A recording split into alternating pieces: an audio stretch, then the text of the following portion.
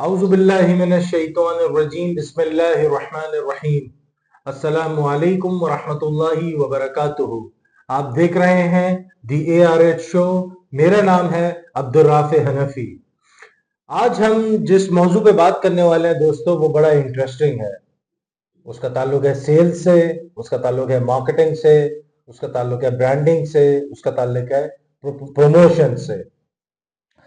हमारे जो गेस्ट हैं आज हमारे दरमियान, उनका 22 साल का तजर्बा है सेल्स का।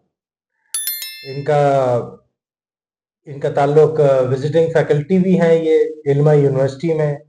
इनकी क्वालिफिकेशन एमफिल किया हुआ है इन्होंने, और most importantly different different corporate organisations में 22 साल का टोटल एक्सपोजर है।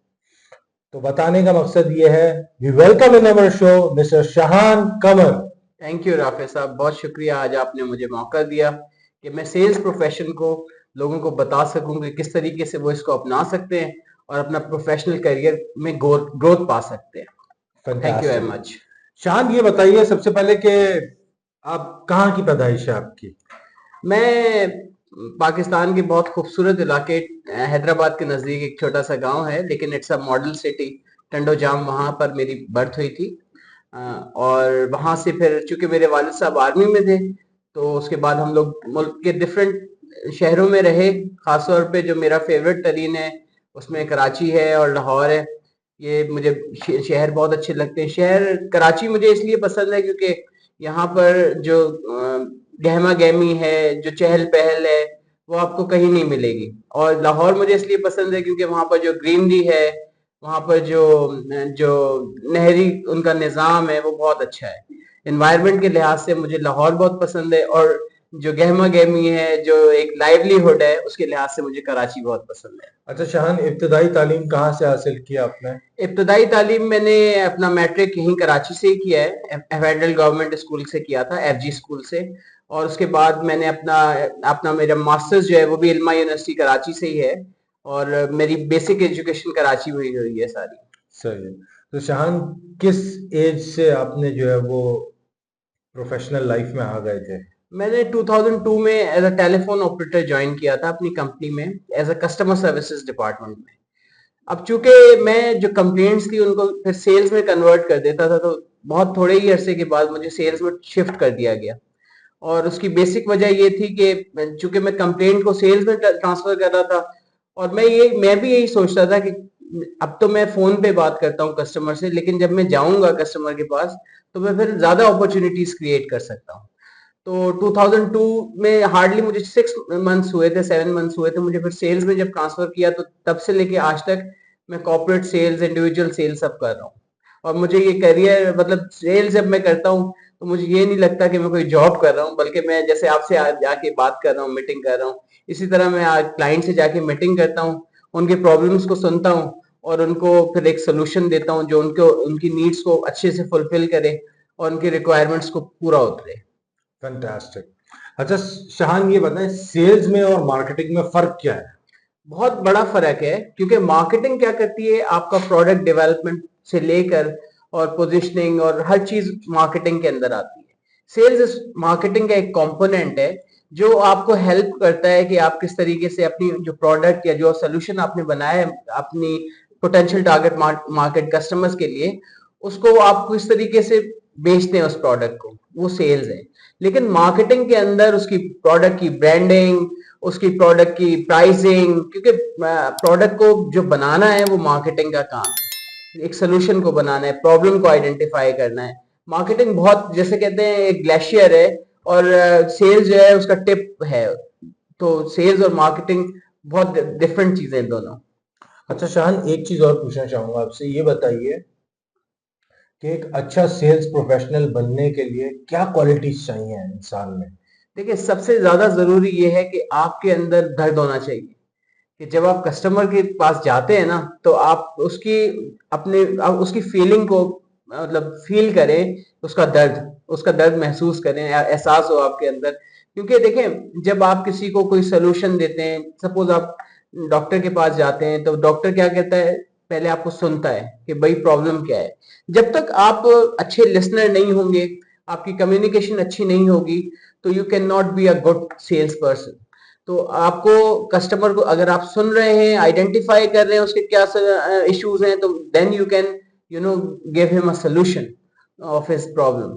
Otherwise you can not. आपको पहले उसको सुनना है, समझना है कि उसकी रिक्वायरमेंट्स क्या है और उस रिक्वायरमेंट को एड्रेस करना है, बजाय ये कि आप जो है उसको अपना प्रोडक्ट उसको सेल करने की कोशिश करते हैं। इसको ओवर सेल भी कहते हैं, और वो कभी भी सेल हो नहीं पाती, क्योंकि देखें, आपने उसको सुना नहीं कि वो क्या चाहिए, आपने अपना उसको प्रोडक्ट देना शुरू कर दिया। आप पहले उसको समझें कि भाई उसकी रिक्वायरमेंट क्या है और क्या आपके पास अवेलेबल सोल्यूशन है या नहीं है। अगर नहीं भी है, फॉर इंस्टेंस आपके पास सोल्यूशन, तो फिर आप उसको रेकमेंड कर सकते हैं, सर देखिए मेरे पास ये चीज अवेलेबल नहीं है, आपको ये चीज वहां से मिल जाएगी। आपके आपके लिए प्रोडक्ट जो है ना, जो सोल्यूशन है, वो हमारी प्रोडक्ट नहीं है, आपके पास आपके लिए वो प्रोडक्ट ज्यादा इंपॉर्टेंट है और वो ज्यादा अच्छे से सर्व कर लेगी आपके पर्पस को।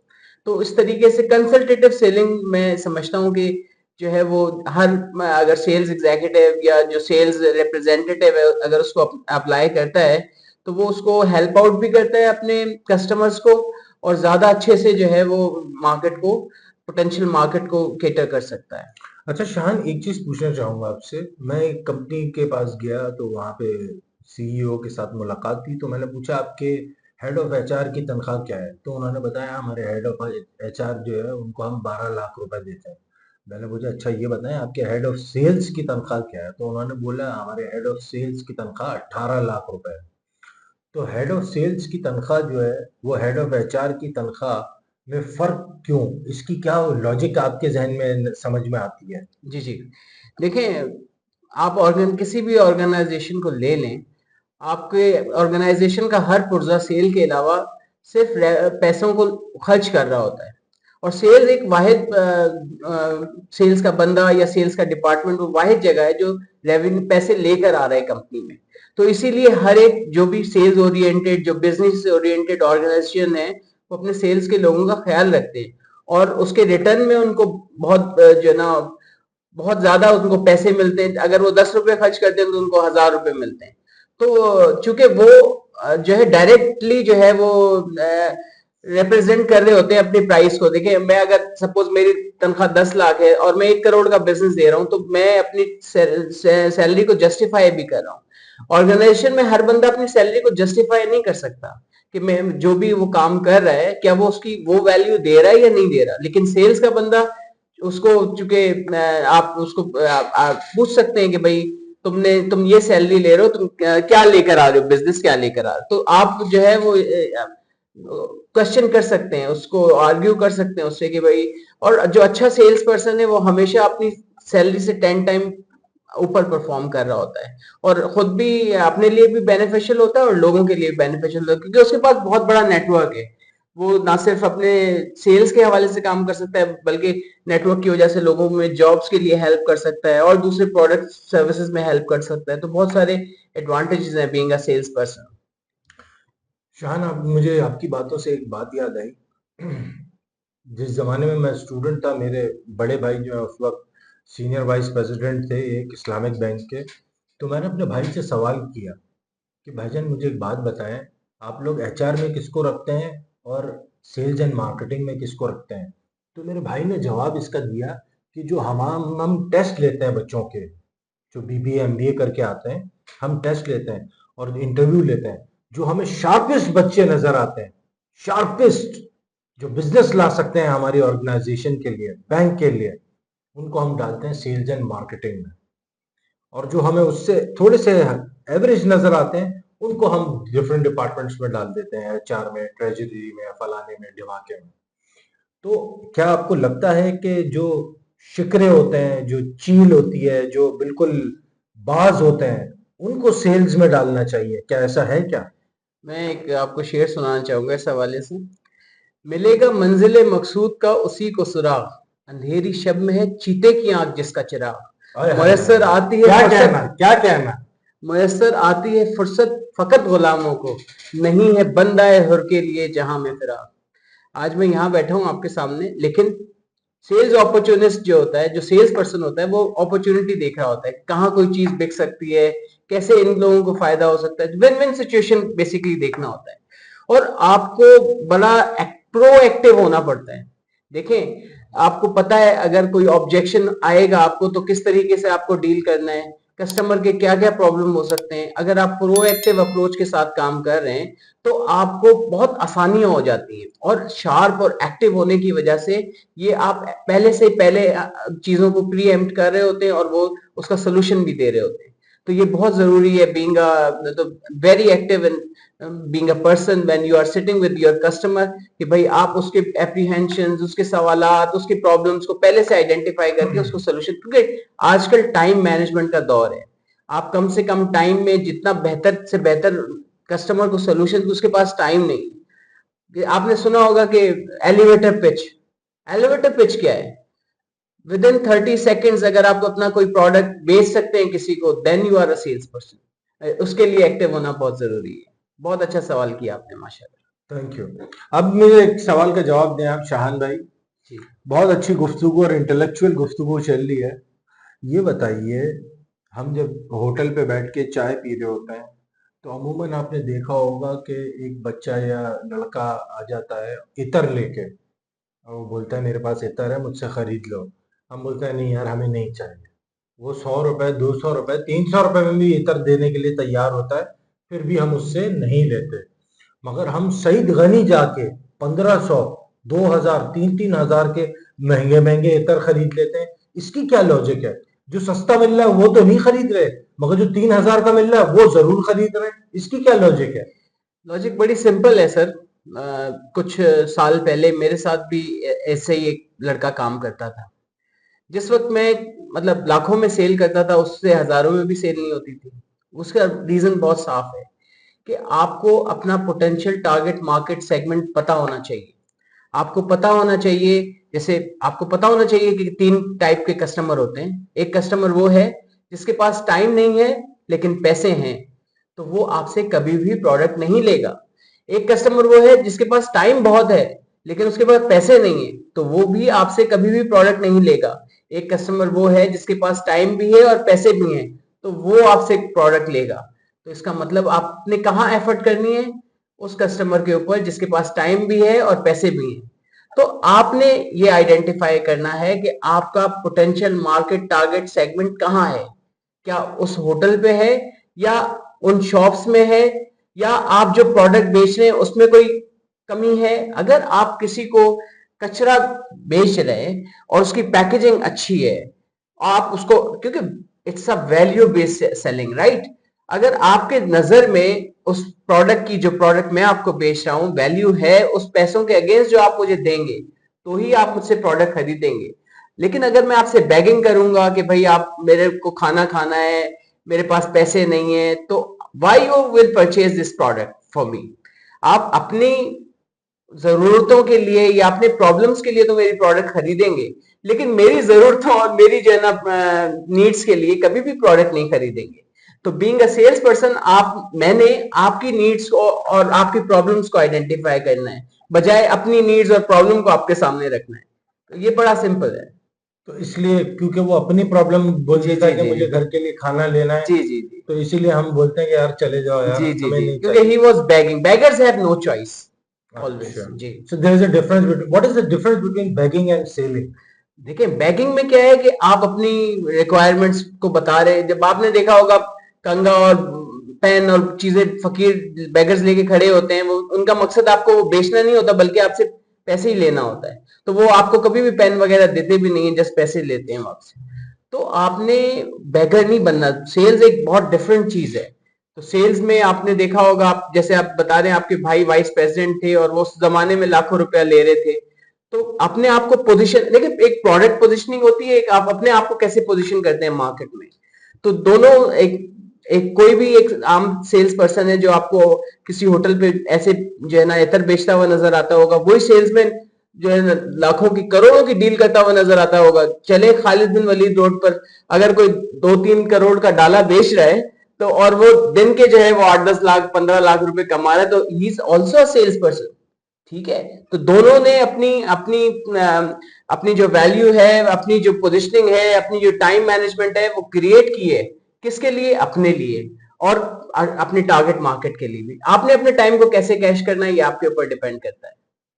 अच्छा, चंद अहम पॉइंट्स बता दें हमारी ऑडियंस को जो अपना सेल्स एंड मार्केटिंग में पीक पे करियर लेके जाना चाह रहे हैं, उनके लिए चंद अहम आप पॉइंट्स शेयर कर दें। हमारी ऑडियंस आपको सुन रही है कि वो किन चीज़ों को, स्किल्स को और किन एग्जाम्स को मद्देनजर रख के अपनी प्रोफाइल को इन्हेंस करें कि वो आगे लाइफ में सेल्स एंड मार्केटिंग में एक्सेल भी करें और एक सीईओ लेवल तक जाएं। क्योंकि शायद आप इससे एग्री करोगे शाहान कि मैंने सुना है बहुत सारे जो जूनियर सेल्समैन हैं, जब वो पीक परफॉर्मर बन जाते हैं तो 20 25 30 साल के बाद वही कंपनी के सीईओ भी बनते हैं। क्या ये सच है? बिल्कुल। देखिए, जब आप सेल्स को अपना करियर लेके चलते हैं तो आपके लिए स्काई लिमिट होती है, ठीक है?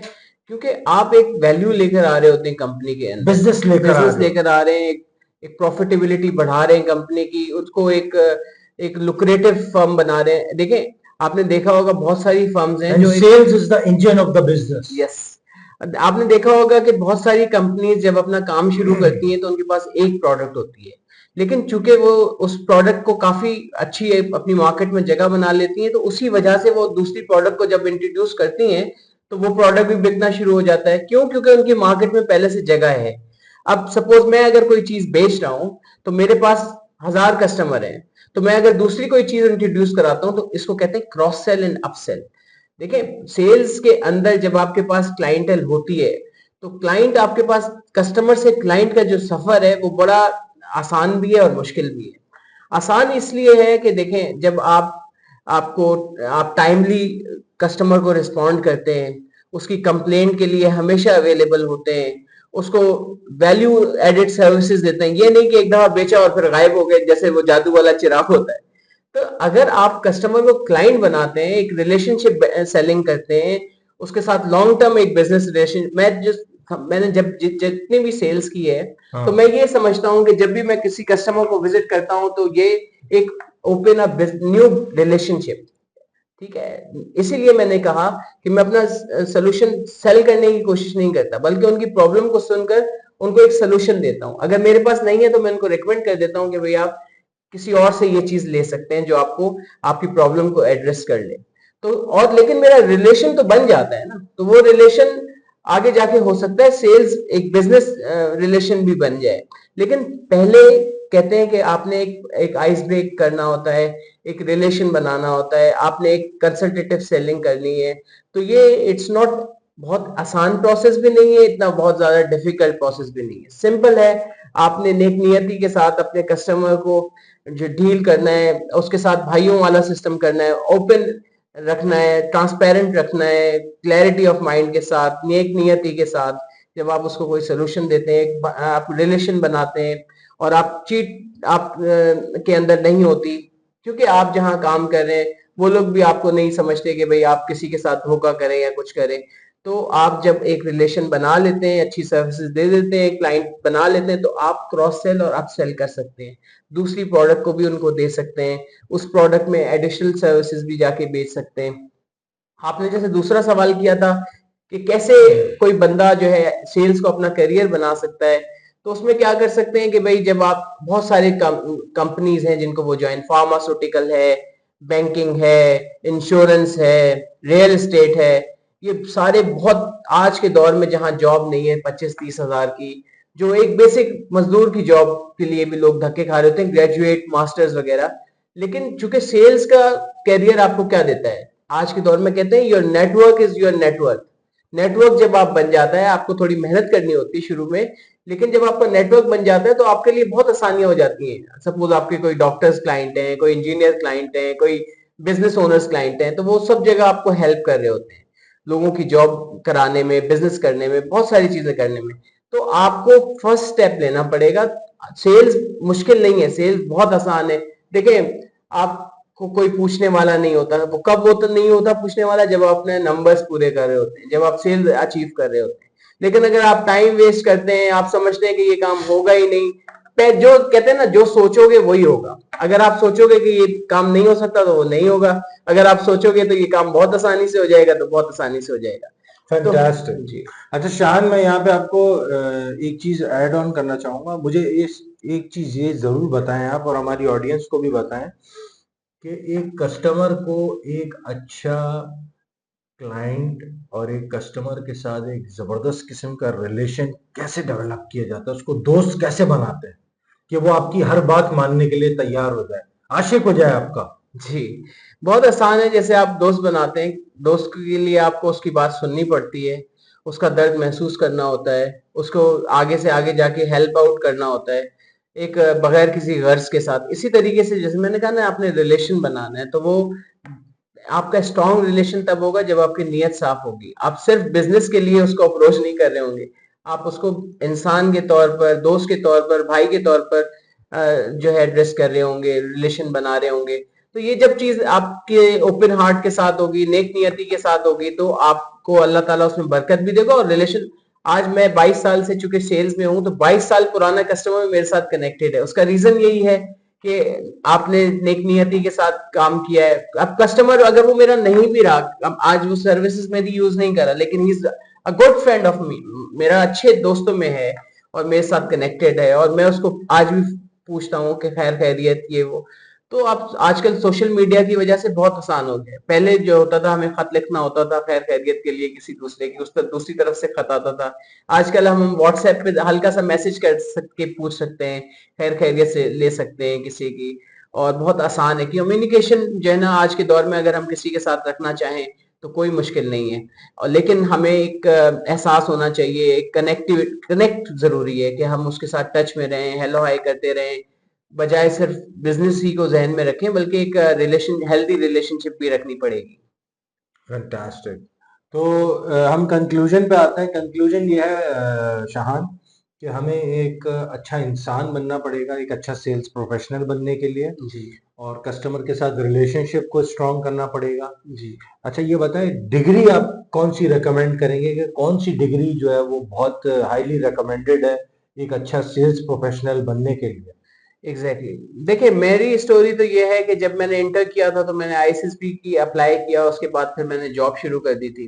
तो ड्यूरिंग जॉब, आफ्टर इंटरमीडिएट जब मैं काम कर रहा था, तो चूंकि मेरा बिजनेस से रिलेटेड, क्यों आपने जैसे कहा कि मार्केटिंग और सेल्स का आपस में क्या रिश्ता है, तो ऐसे स्टूडेंट जो बीबीए और एमबीए करते हैं, वो उनके लिए, चूंकि वो बिजनेस को समझ रहे होते हैं, उनको प्रोडक्ट का पता है, उनको मार्केटिंग, आपने हमने अपने आप को सिर्फ सेल्स एग्जीक्यूटिव तक या सेल्स मैनेजर, सेल्स डायरेक्टर तक नहीं, बल्कि कंपनी का सीईओ भी बनना है। तो उसके लिए हमें सप्लाई चेन क्या होती है, प्रोडक्ट कैसे बनती है, पैकेजिंग कैसे है, मार्केटिंग कम्युनिकेशन कैसे होगी, हमने फाइनेंस कैसे देखना है, अकाउंटिंग, और ये सारी चीजें हमें करने की, स्ट्रेटेजिक मार्केटिंग। स्ट्रेटेजिक मार्केटिंग वगैरह, ये सारी चीजें आपने वन विंडो ऑपरेशन के अंदर करनी है। तो आपको स्टार्ट बेसिक से ही करना होगा, लेकिन चूंकि आपके पास नॉलेज सारी होगी तो आपको फिर आगे बढ़ने में, कैरियर एडवांसमेंट में कोई रोक नहीं सकता। तो ये जरूरी है। बहुत अच्छा सवाल किया अगेन आपने। Thank you so much. Last 1 minute, कोई अच्छा सा मैसेज, आपको ऑडियंस देख रही है, अपना मैसेज आप रिकॉर्ड करा दें। Thank you very much. Rafi भाई ने आज मुझे यहाँ पर इनवाइट किया था, मैं इनका बहुत शुक्रगुजार हूँ, क्योंकि मैं ये समझता हूँ और चाहता हूँ, और कोशिश है मेरी कि जो भी स्किल्स और एक्सपीरियंस से मैंने सीखा है अपनी जिंदगी में, जो भी आसानियां मैंने देखी हैं कुछ मुश्किलों के बाद, तो मैं ये चाहता हूँ कि इसको ट्रांसफर करूँ यूथ के अंदर, ताकि वो ये सारी चीजें ना देखें। क्योंकि अगर आप किसी की नॉलेज से, किसी के एक्सपीरियंस से, किसी की एक्सपीरियंस सीख लेते हैं, तो आपको वो एक्सपीरियंस खुद से दोहराने की जरूरत नहीं होती। तो मैं यूथ के लिए मेरा यही मशवरा है कि आप मुझसे कनेक्ट हो सकते हैं। और दूसरा, आपको कोई फियर, कहते हैं ना, नो फियर, तो खौफ अपने जहन से निकाल दें कि टारगेट्स पूरे नहीं होंगे। टारगेट से हमेशा एक्सीड करने की बात करें कि हमने एक साल का टारगेट एक महीने पे कर लेना है और पूरा साल एंजॉय करना है, और खुल के जो है मजे से सेल्स करनी है। आपका टारगेट हमेशा यही होना चाहिए सेल्स प्रोफेशन के अंदर, कि जो आपका साल का टारगेट है वो आपने महीने में अचीव करना है, और पूरा साल फिर खुल के सेल्स करनी है, ताकि आप 10 साल का टारगेट एक साल में अचीव कर सकें। Happy selling. Thank you. That was Shahan Qamar, sales professional, visiting lecturer and amazing person. आज के लिए दोस्तों इतना ही काफी है।